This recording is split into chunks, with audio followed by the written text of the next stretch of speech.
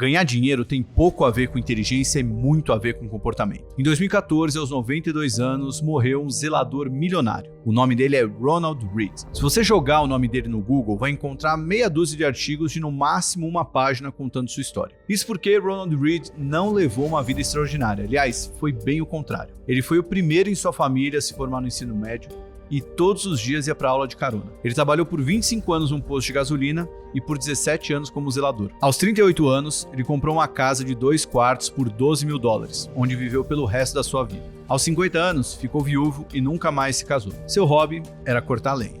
A história de Ronald Read poderia passar facilmente batida depois do seu falecimento se não fosse um pequeno detalhe: sua fortuna de $8 milhões investidos em ações. Ele não ganhou na loteria e nem herdou o patrimônio de seus pais. Na verdade, ele levou uma vida pacata até o dia da sua morte. Então, como é possível que ele tenha se tornado um milionário? A resposta para essa pergunta é ao mesmo tempo decepcionante e gratificante, porque é algo muito simples que está ao seu alcance e ao alcance de qualquer pessoa. Ronald Read guardou e investiu o que conseguiu de pouco em pouco ao longo de toda a sua vida. Ele não era um grande conhecedor do mercado, então ele investia apenas nas ações que ele conhecia, como General Motors, Johnson & Johnson, General Electric, entre outras companhias que pagavam dividendos. Mas mais importante do que em quais ações ele investia, ou quanto dinheiro ele conseguia guardar para investir, o ponto crucial que o tornou milionário foi a forma como ele se comportava em relação ao dinheiro. Sim, o seu comportamento pode fazer de você um milionário ou te levar ao fracasso, como aconteceu com outro americano, Richard Fuscon. Diferente do caso de Read, se você jogar o nome do Richard Fuscon no Google, vai encontrar bem mais do que meia dúzia de artigos e uma página sobre sua história. Fuscon foi o oposto do Read. Ele estudou em Harvard, cursou um MBA, teve uma carreira de tanto sucesso no mercado financeiro que se aposentou aos 40 anos e se tornou um filantropo. Ele vivia uma vida luxuosa, numa casa que tinha 11 banheiros, 7 garagens, 2 elevadores e 2 piscinas, e custava cerca de $90 mil por mês só para ser mantido. Com a crise de 2008, nem Fuscon se salvou. Na época, ele não tinha liquidez em nenhum de seus ativos e perdeu tudo. Sua luxuosa casa foi leiloada por 75% a menos do valor que ela tinha sido avaliada pela corretora. E o comportamento de Richard Fuscon, somado à volatilidade dos eventos históricos, o levou à falência. E é essa a diferença entre as duas histórias que eu te contei aqui. A ideia aqui não é fazer juízo de valores. Não sei o que levou o Ronald ou o Richard a terem comportamentos tão diferentes, ou até quase que opostos. Talvez os seus valores fossem diferentes. O fato do Ronald Read ter crescido numa família menos abastada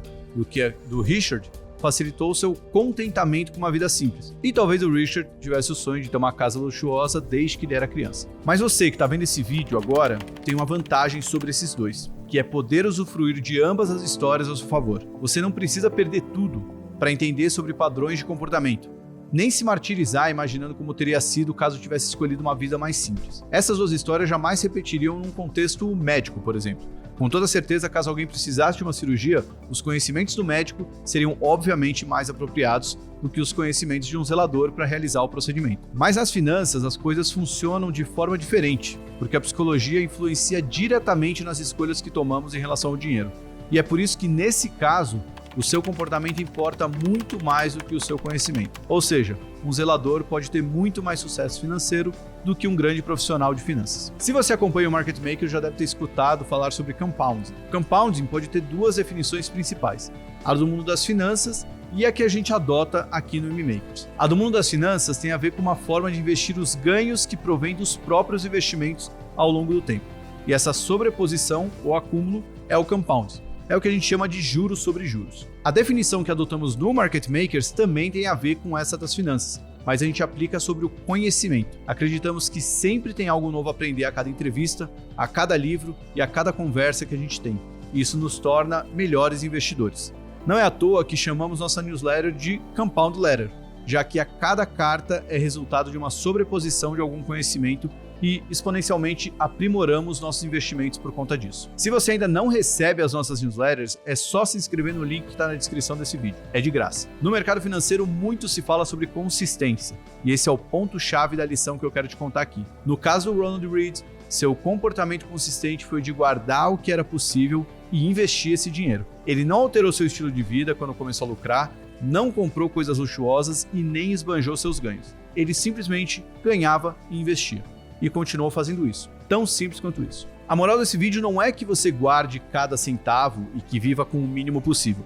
mas que você entenda o que é importante para você e o que é supérfluo. Uma das armadilhas mais fáceis de se criar é a confusão entre querer e precisar. Tem uma frase que diz o seguinte: por que eu trocaria algo que eu tenho e preciso por algo que eu não tenho e não preciso? Reed tinha algo que precisava, que era uma casa e um emprego. E ele manteve-se assim, mesmo à medida que exponencialmente cresceu seu capital. E foi por isso que ele sobreviveu à crise de 2008, diferente do Richard. Portanto, a moral dessas duas histórias tem pouco a ver com guardar cada centavo ou esbanjar tudo que lucra, e sim manter um comportamento financeiro que te dê segurança suficiente, tanto em casos extraordinários quanto no seu dia a dia. Essas duas histórias e várias outras lições essenciais sobre dinheiro estão no livro Psicologia Financeira, de Morgan Housel. Ele abre o livro contando essas duas histórias que eu trouxe aqui, e depois discorre em 20 capítulos sobre lições que toda pessoa deveria saber, seja ela investidora ou não. Eu espero que você esteja saindo desse vídeo com algum insight sobre investimentos. Se sim, me diz aqui nos comentários qual foi e eu quero saber. Lembre-se de se inscrever no canal, assim você ajuda a gente a atingir mais pessoas e vai estar sempre por dentro de tudo que for novidade por aqui. Eu me despeço aqui e te vejo no próximo vídeo. Tchau!